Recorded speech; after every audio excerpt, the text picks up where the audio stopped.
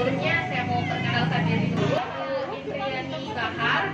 Saya penyuluh KB dari Kelurahan Mangasa dan Manduruki. Nah, supaya kita lebih semangat, karena tadi anak-anak bisa dengar konser semua. Sekarang ibu-ibunya konser gitu juga deh. Iya.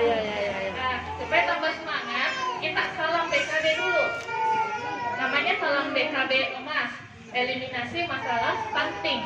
Jadi kita ikuti deh sebentar.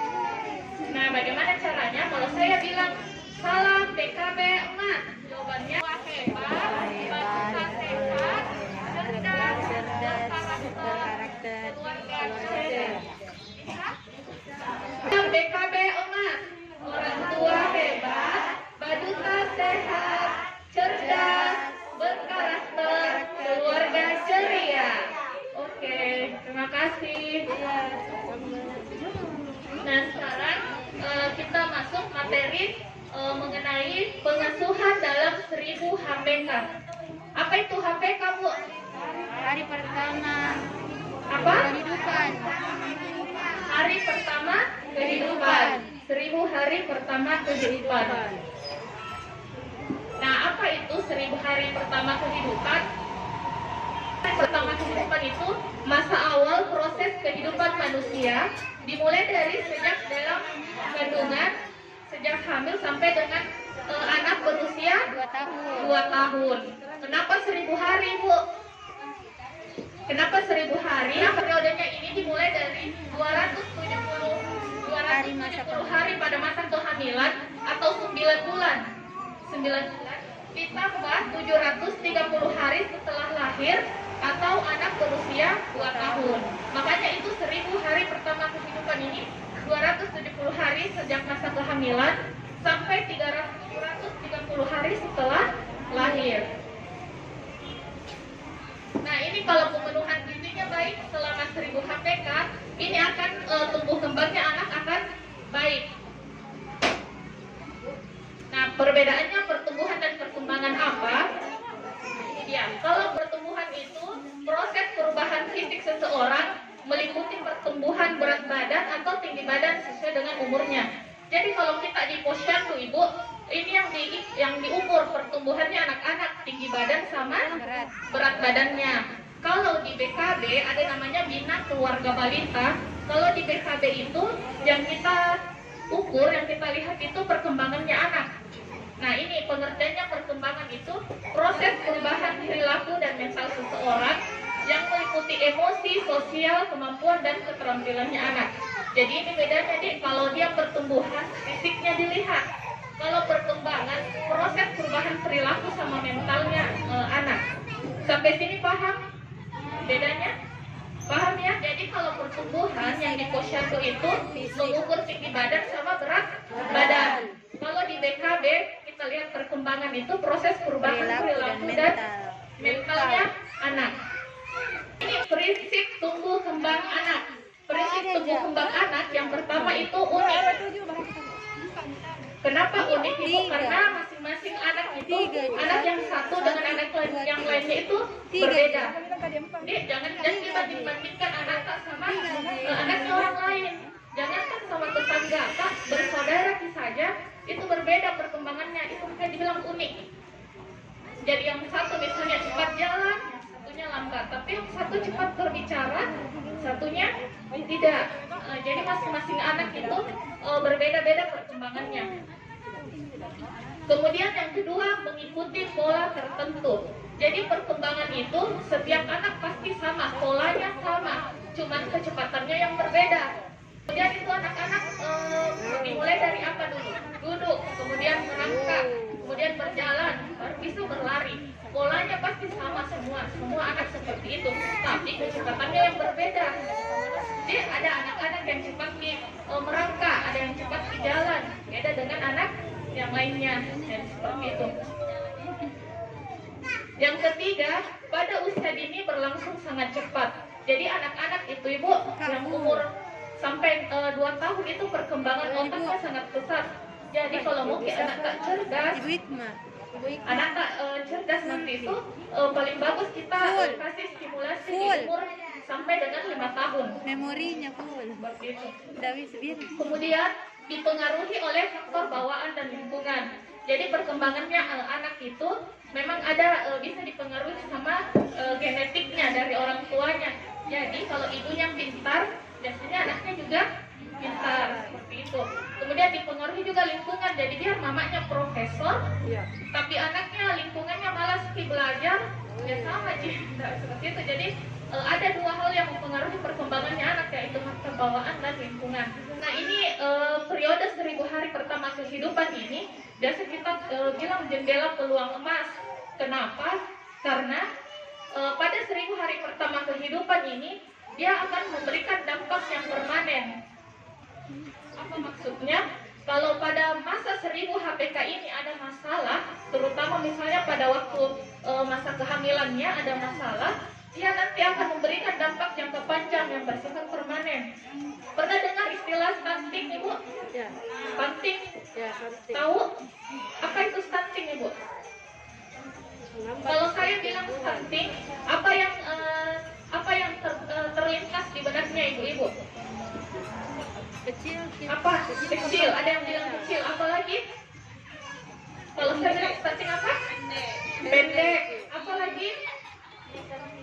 Kurang gizi. Ya, jadi kurang lebih seperti itu ya. Jadi stunting ini suatu kondisi gagal tumbuh pada anak kronis, kurang gizi kronis. Jadi lama ya, jadi berlangsung lama. Jadi apabila sejak dalam kandungan tidak dipenuhi gizinya, nanti itu akan berdampak lama, jangka panjang. Jadi anaknya nanti terkena stunting.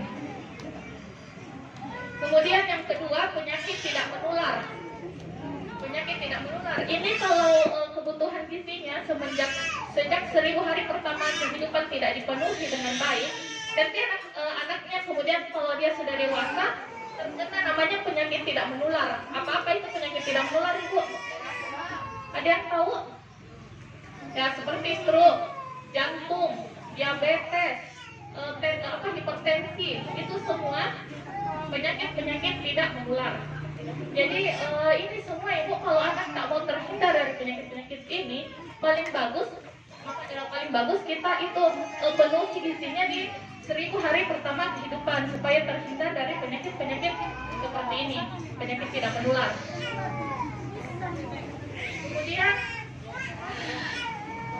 Kemudian yang ketiga, 3 generasi. Apa maksudnya 3 generasi? Jadi dampaknya itu Ibu bukan cuma kita saja yang kena. Mulai dari kita, kemudian anak tak dan cucu tak, sampai cucu tak bisa kena. Dampaknya penyakit tidak menular tadi. Jadi penyakit tidak menular ini bisa terkena sampai 3 generasi. Makanya ini pada periode 1000 hari pertama kehidupan, ibu-ibu ini semua di sini, semuanya kan masih menyusui, anaknya semua balita. Ada yang hamil tidak? Ada yang hamil? Nah ini ibu yang hamil. Jadi semua ini sedang ada dalam periode 1000 hari pertama kehidupan. Jadi perbaiki gizi tak dari sekarang. Kalau sudah lewat nih Ibu 2 tahun, tidak bisa mesti obati. Dan tidak bisa mesti lagi bilang Moki menyesal. Yang keempat, berat berlebih. Jadi stunting pada 1000 hari pertama kehidupan juga bisa meningkatkan resiko gizi berlebih atau pada saat dewasa dia overweight atau yang berat badannya berlebih sekali atau obesitas. Nah ini tadi yang saya katakan 1000 hari pertama kehidupan itu adalah jendela peluang emas. Pertumbuhan otak sangat pesat, pertumbuhan organ vital, pematangan sistem pencernaan, perkembangan. Ini kalau dia kita lakukan secara optimal, maka akan menghasilkan sumber daya manusia yang unggul. Jadi anak-anak tak nanti cerdas semua, seperti itu berkarakter. Tapi kalau pemenuhan gizinya kurang, dia nanti akhirnya akan menjadi stunting. Mau tidak anaknya stunting Ibu? Tidak ada yang mau. Tidak ada yang mau pastinya. Nah ini pengasuhan. Apa sebenarnya tujuannya? Kenapa kita perlu mengasuh anak? Ada yang tahu apa itu pengasuhan Ibu? Apa itu mengasuh anak, pengasuhan? Ya, menjaga, merawat, apa lagi? Jadi pengasuhan ini interaksi antara orang tua sama anak untuk mendukung kecerdasan dan perkembangannya anak. Itu jadi pengasuhan. Apa tujuannya? Yang pertama itu Ibu memastikan bahwa anak berada dalam kondisi sehat dan aman. Yang kedua, menyiapkan anak untuk menjadi pribadi yang produktif di masa depan. Produktif itu maksudnya dia bisa melakukan sesuatu yang menghasilkan. Seperti itu. Kemudian mewariskan nilai-nilai budaya. Jadi pada saat kita mengasuh anak, bisa kita juga ajarkan nilai-nilai budaya itu. Misalnya saja contoh kecil, misalnya kita harus tabe-tabe, harus hormat kepada orang yang lebih tua, berterima kasih saat dibantu oleh seseorang atau dikasih sesuatu, atau mengucapkan minta tolong. Seperti itu, mengucapkan minta tolong sebelum meminta bantuan. Itu hal-hal sepele, hal-hal kecil yang biasanya yang kita lupakan. Jadi pada saat kita mengasuh anak, ajarkan hal-hal seperti itu. Selanjutnya terkait prinsip pengasuhan. Saya agak cepat-cepat nih Bode, tapi paham ya Ki? Paham ya? Nah, jadi prinsip pengasuhan ada yang namanya asah, asih, dan asuh. Apa itu asah? Asah itu kebutuhan akan stimulasi. Stimulasi ini apa? Rangsangan. Jadi kalau ibu-ibu mau anaknya cerdas, kita harus memberikan rangsangan sesuai dengan tahapan umurnya. Nah, nanti kita bahas kayak rangsangan seperti apa maksudnya. Jadi kebutuhan akan stimulasi mental merupakan cikal bakal untuk proses belajar anak. Jadi kalau sejak hamil Ibu kita stimulasi bisa. Stimulasinya bagaimana? Kita ajak bicara. Anak tak di dalam kandungan. Kemudian apalagi mendengarkan ayat-ayat suci Al-Quran bagi yang agama Islam. Begitu. Kemudian ASI itu kebutuhan emosi dan kasih sayang. Apa yang dia perlukan anak-anak Ibu? Terkait dengan ASI, kebutuhan emosi dan kasih sayang. Kita tunjukkan rasa sayang tak sama anak tak. Kita peluk, kita cium, seperti itu. Nah ini dengan adanya kita kasih ASI, anak-anak nanti merasa nyaman dengan kita. Jadi kita berikan kasih sayang, tak tunjukkan kasih sayang tak. Jangan cuman berat jangan cuman kita kalau salah anak tak kita pintar sekali marahin. Nanti pas anak tak lagi berbuat baik, jarang dipuji. Ingat kalau memberikan hukuman kepada anak, tetapi jarang diingat memberikan pujian kalau anak tak berbuat sesuatu yang membanggakan. Kemudian kebutuhan prinsip pengasuhan selanjutnya yaitu asuh. Asuh ini kebutuhan fisik biomedis seperti pemberian ASI, MPASI, diberikan pakaian yang layak, rumah atau tempat tinggal, seperti ini, kebersihan, rekreasi dan bermain. Ya, jadi saya ulang lagi, prinsip pengasuhan ada 3, asah, ASI dan asuh. Asah ini kebutuhan untuk stimulasi. Kemudian ASI kebutuhan emosi dan kasih sayang. Asuh kebutuhan fisik atau biomedis. Apa yang harus dilakukan oleh orang tua pada masa 1000 HPK? Nah ini peran keluarga pada masa 1000 HPK, yaitu keluarga berkumpul. Orang tua meluangkan waktu khusus bersama anak dan sibuk, misalnya nonton sinetron dulu atau gosip sama tetangga. Tapi kita kurang memberikan waktu khusus bersama anak. Yang kedua yaitu orang tua dapat memantau tumbuh kembang anak. Bagaimana caranya Ibu? Kita bawa anak tak ke posyandu, kita bawa anak tak ikut bina keluarga balita. Nah ini memberikan waktu untuk berkumpul. Yang kedua, keluarga berinteraksi. Orang tua mengajarkan berbagai hal yang seperti tadi saya bilang, selalu interaksi, ajarkan anak-anak dari kecil caranya bagaimana berterima kasih, bagaimana minta tolong, bagaimana menghormati orang yang lebih tua. Itu dari kecil Bu. Kalau besar sih baru dikasih tahu, kalau SMP ternyata masuk telinga kanan, keluar telinga kiri. Tapi kalau dari kecil kita tanamkan, itu tersimpan di memori otaknya. Sampai besar itu akan tersimpan Ibu.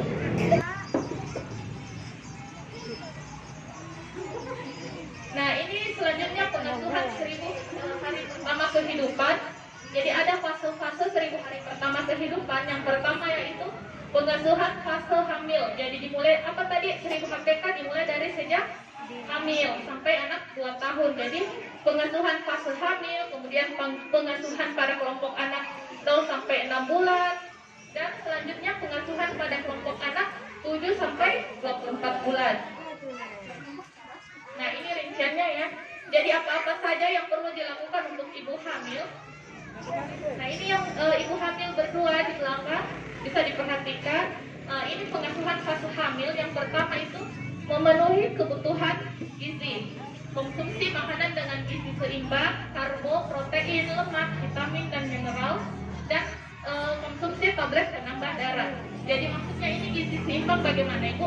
Jadi dalam sekali porsi, dalam sekali makan Bu, dalam sekali porsi itu beraneka ragam. Di dalamnya ada karbohidrat, ada protein dan lemak.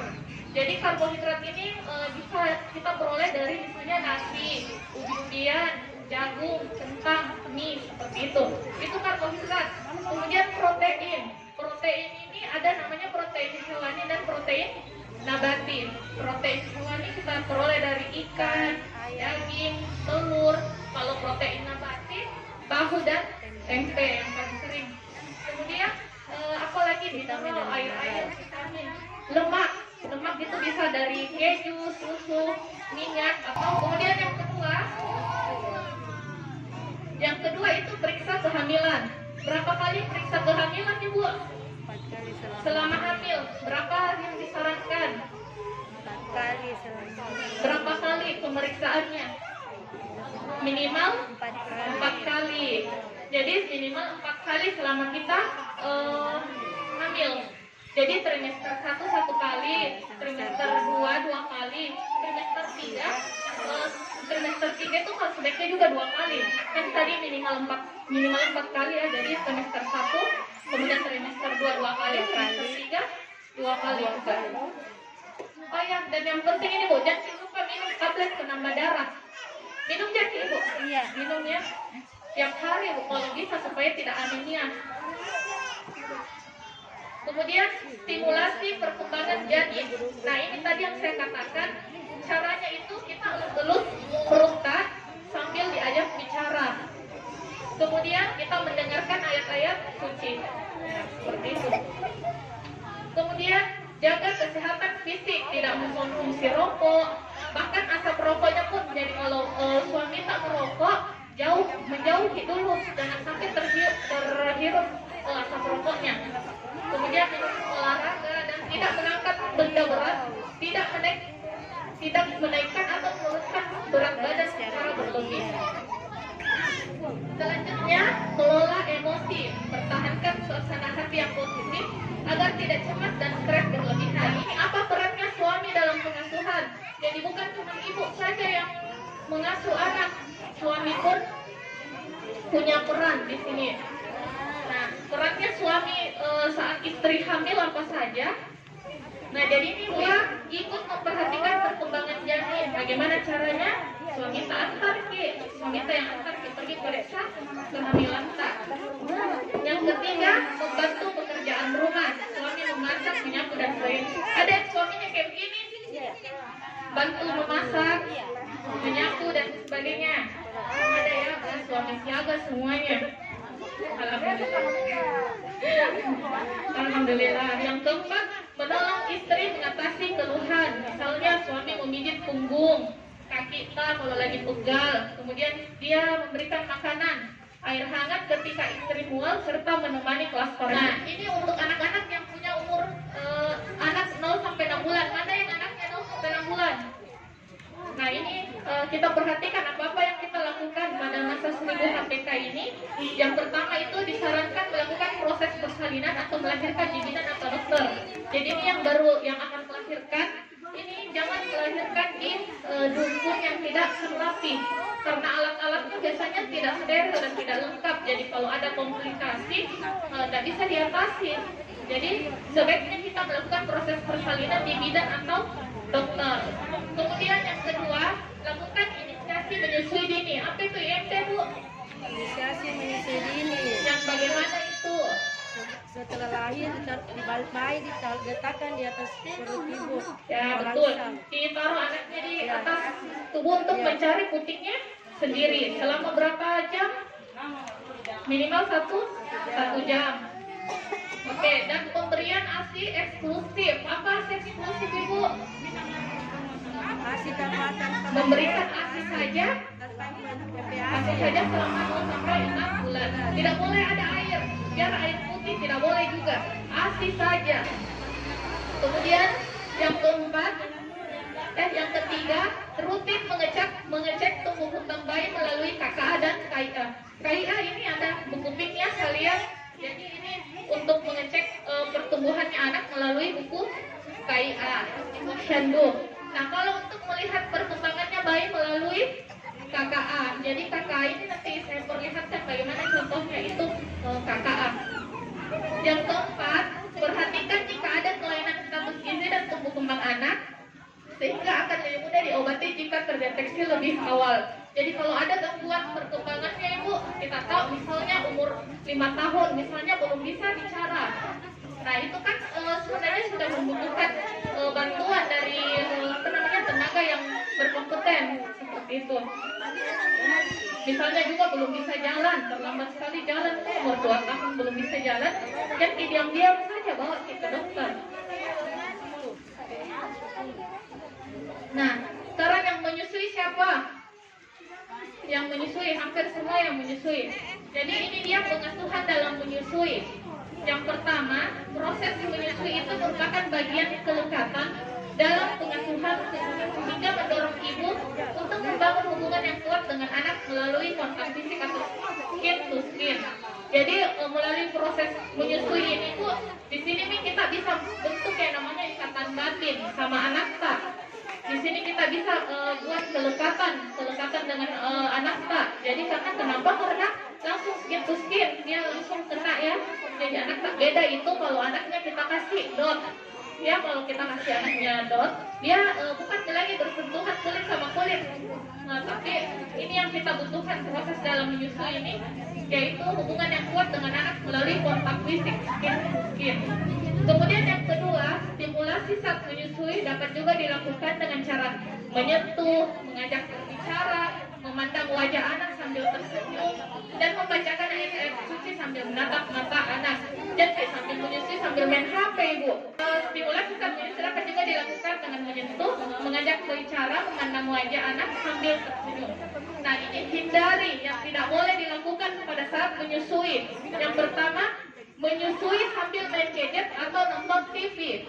Nah ini Ibu, kalau kita menyusui sambil pegang HP atau menonton TV, tidak terbentuk yang namanya ikatan antara orang tua dengan anak.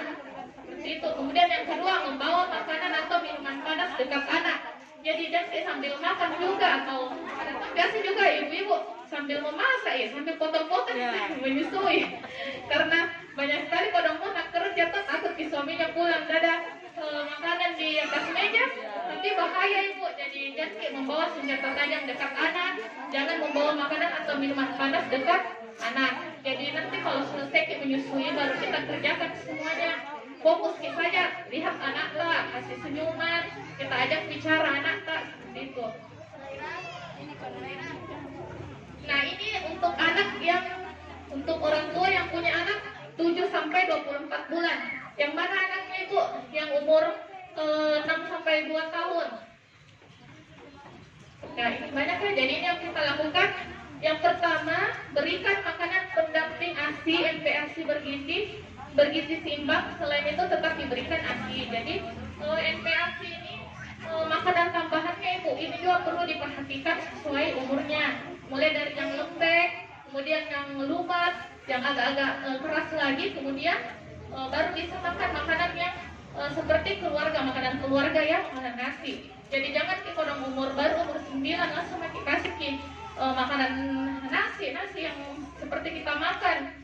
Teksturnya pun harus diperhatikan, mulai dari yang lembek sekali, yang cair, kemudian naik lagi teksturnya, kemudian yang agak keras lagi baru makanan keluarga. Kemudian yang kedua, lengkapi pemberian vaksin dan vitamin untuk anak untuk mencegah berbagai penyakit. Ini vitamin yang sangat penting Ibu, vitamin A. Setiap bulan berapa Ibu? Bulan 2 sama bulan 8. Bulan 2 sama Bulan 8. bulan 8. Jadi ingat ya untuk memberikan vitamin A. Obat cacing juga. Biasa aja kita sih Iya, berapa kali setahun Ibu? 1 kali. 2 kali juga. Kemudian yang ketiga, stimulasi tumbuh kembang anak dengan benar untuk mengoptimalkan kemampuan motorik, komunikasi, sosial, dan menolong diri sendiri. Ini kita berikan rangsangan. Caranya nanti sebentar saya jelaskan. Yang keempat, terapkan pengasuhan positif yang bijak sesuai tahapan usia anak dengan penuh kesabaran. Nih, apa yang perlu kita perhatikan sebagai orang tua? Ini 5 hal yang perlu kita perhatikan sebagai orang tua. Yang pertama, orang tua harus sering mengajak anak berbicara sambil menatap mata anak. Bagaimana, Ibu tahu tak tipsnya bagaimana caranya supaya anak bisa diam atau bisa dengarkan kita saat anaknya lagi marah. Dan kan kalau marah apa kita bilang, oh tidak mungkin dengar. Misalnya mau main HP, mungkin ada mau dia apa namanya, dia beli tapi tidak dibelikan, ngamuk-ngamuk nih. Bagaimana caranya Ibu? Nah seperti ini kita ajak anak tak menatap mata anak itu sama rendah. Jadi kalau anak tak kan ada anak-anak yang bisa dicontoh. Ini sini dulu nak, sini dulu sayang, sini. Ayo sini.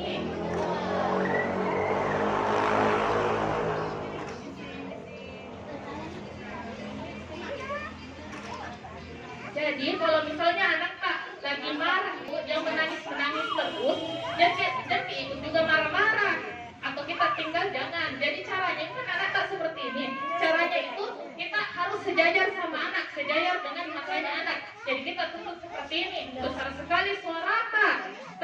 Begini saja bilang, nah jangan kayak main HP nah, seperti ini.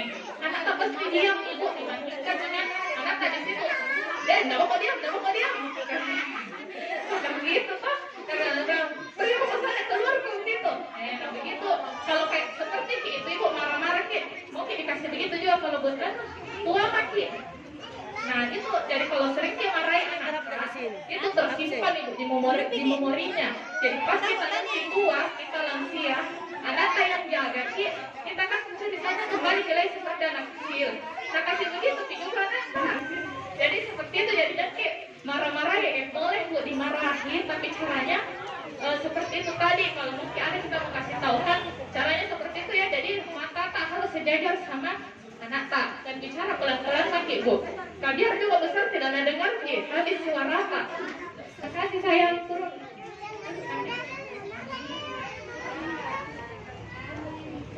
Nah, selanjutnya itu berikan aktivitas fisik untuk merangsang anak bergerak seperti bermain di matras sambil melibatkan anggota. Jadi yang ketiga, pastikan tempat bermain anak bersih dan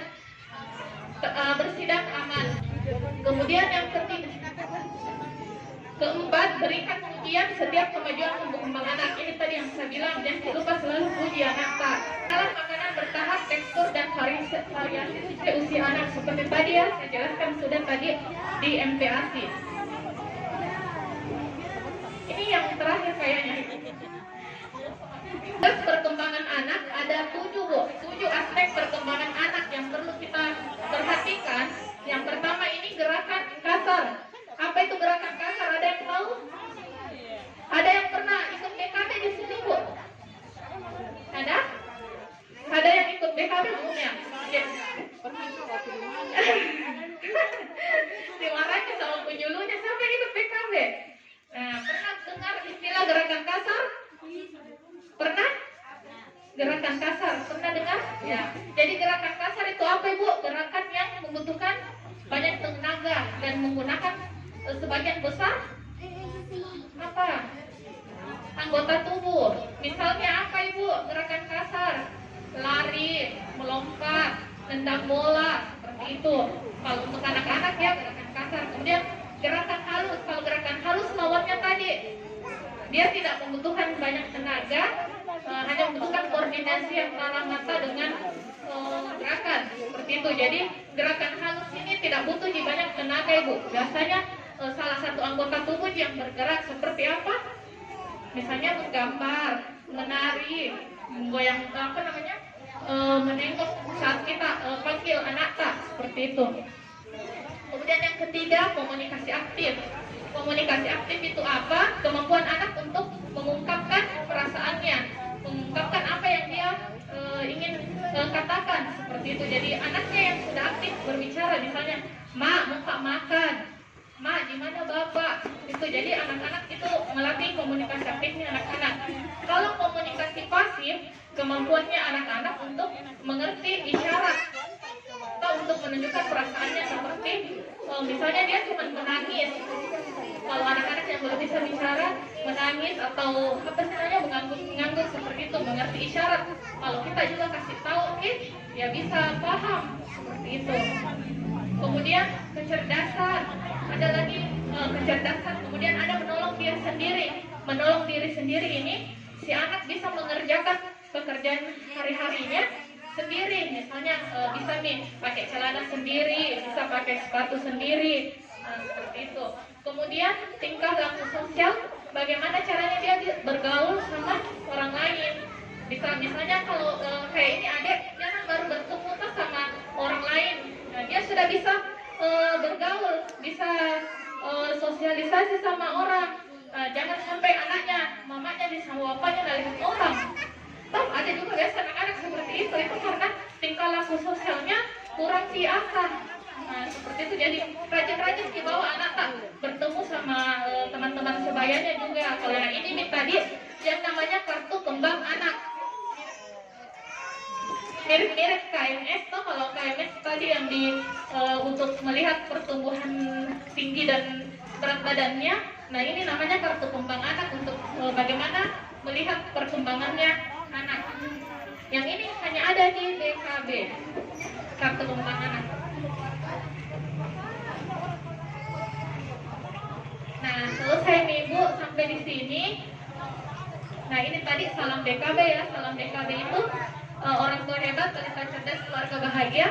Salam DKB Omas, kita ulangi lagi nih. DKB Omas, orang tua hebat, balita sehat, cerdas, berkarakter, keluarga ceria.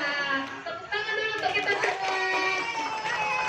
Ya, terima kasih Ibu sudah memperhatikan apa yang saya sampaikan. Semoga apa yang saya sampaikan ini bisa bermanfaat untuk ibu-ibu, dan semoga diamalkan di keluarga. Jangan cuma sampai di sini saja.